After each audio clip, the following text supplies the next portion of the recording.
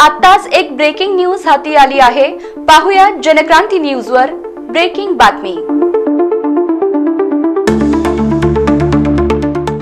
सोलापुरातील जुना तुळजापूर नाका येथे एसटी बसने अचानक पेट घेतला। आगीचं कारण अद्यापही अस्पष्ट आहे। तुळजापूरवरून सोलापूरला येत असताना बसच्या पुढच्या भागातून अचानक धूर येत असल्याचे एसटी बस चालकाच्या लक्षात आले।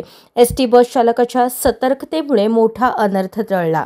तुळजापूरवरून सोलापूरला येत असताना 42 प्रवासी प्रवास करत होते। सोलापूर जवळील तुळजापूर नाका येथे आल्यानंतर एसटीतून धूर निघाल्यामुळे चालक आणि वाहकांनी एसटीतील 42 प्रवाशांना खाली उतरवले। सोलापूर अग्निशमन दलाच्या कर्मचाऱ्यांकडून एसटी बसला लागलेली आग विझवण्यात आली।